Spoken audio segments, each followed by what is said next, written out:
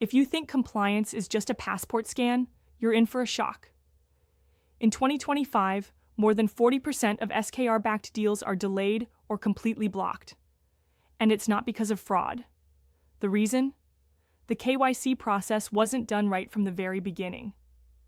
In this video, we're breaking down what real compliance looks like today, how to avoid the most common mistakes traders make, and why having airtight processes can be the deciding factor between a deal closing smoothly or falling apart.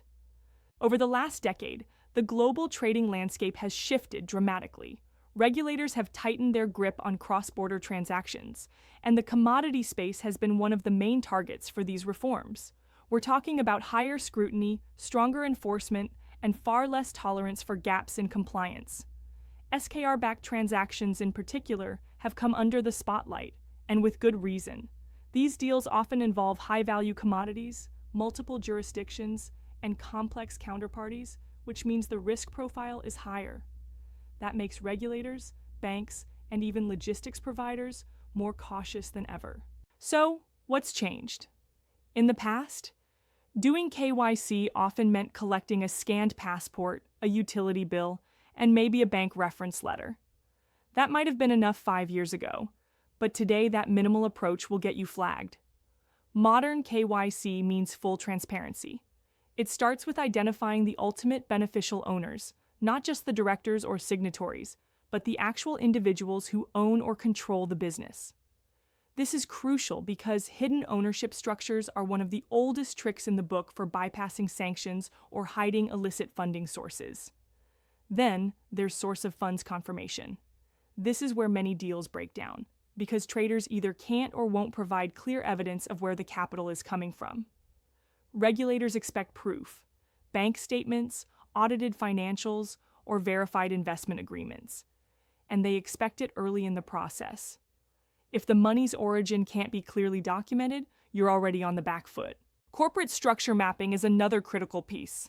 Many trading companies operate with layers of holding companies, subsidiaries, and affiliates. While that might make sense from a business or tax perspective, it also raises questions. Who really controls what?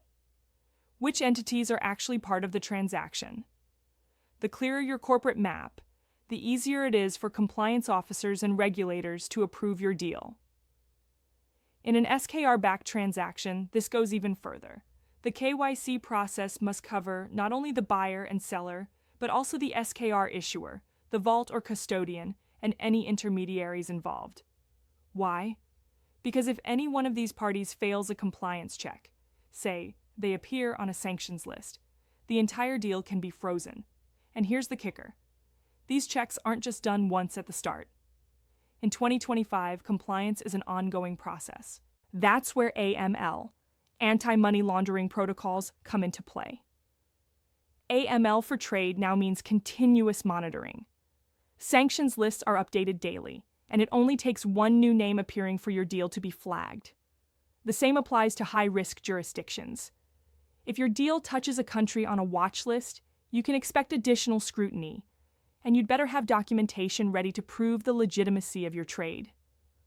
One of the more sophisticated areas regulators focus on now is trade-based money laundering, or TBML. This involves disguising illicit funds through over-invoicing, under-invoicing, falsified shipping routes, or mismatched cargo documentation. Detecting TBML requires analyzing pricing data, shipping records, and payment flows, not something you can do casually. In 2025, regulators expect traders to have systems in place that can spot these patterns before the authorities do. When we shift to SKR-backed deals, compliance becomes even more layered. First, you need to verify the SKR. And I don't mean just looking at the paper. It has to be confirmed with the issuing bank or vault, ideally in writing, to ensure it's authentic and current. Then, link your KYC process directly to the SKR holders. This ensures every beneficiary and associated entity passes the same level of scrutiny as the main parties. Another key step is documenting the entire transaction flow from start to finish, not just for your own records, but for audit readiness. If an authority requests proof of compliance, Being able to hand over a complete organized file can mean the difference between approval and delay. Deals that follow these steps tend to clear faster, and more importantly, they build a reputation in the market. That reputation attracts better counterparties and more opportunities. Now let's talk about why this matters beyond avoiding trouble. Compliance, when done right, is actually a competitive advantage. It sends a clear message to the market. You are low risk, high trust, and serious about your business. And in an industry where deals can be worth tens or hundreds of millions, that perception is invaluable. The best traders know this.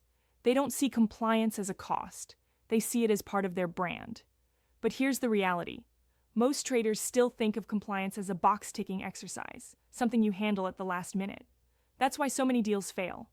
By embedding compliance into your process from the very beginning, you not only reduce the risk of delays, but also position yourself as a preferred partner. What I've covered here is the high-level framework, the principles that every serious trader needs to understand. But there's a lot more detail in the actual execution. Which documents to request, how to vet an SKR in real time, the specific workflow that links KYC, AML, and SKR verification, so nothing gets missed. These are the steps that can't just be guessed or improvised. They need a proven system. And that's exactly what we've put together in our gated insider video on tradeskr.com. In it, we walk through the full compliance workflow used by top-tier traders to pass every check, even on the most complex SKR-backed deals. You'll see the document templates, verification methods, and monitoring tools that keep trades moving and counterparties confident.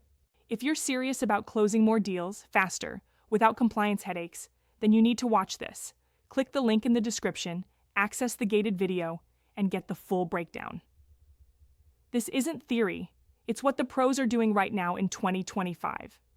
Before we wrap up, I want to leave you with this thought. In 2025, the traders who survive and thrive aren't necessarily the ones with the best prices or fastest shipping. They're the ones who can prove to every counterparty, regulator, and bank that they're fully compliant before the deal even starts. Think about it. If two traders offer the same commodity at the same price, and one comes with an already cleared KYC file, verified AML status, and a clean SKR verification, who do you think gets the contract? Every time, it's the one who makes life easier for the decision makers. That's why the system we're sharing in the gated insider video works so well. It's not just about checking boxes, and it's about building trust so quickly that your deal moves to the top of the pile. So don't wait until your next transaction hits a roadblock. Learn the workflow, get the templates, and start positioning yourself as the go-to compliant trader. Click the link in the description now, join us inside tradeskr.com, and get the exact compliance playbook the top 1% are using in today's market.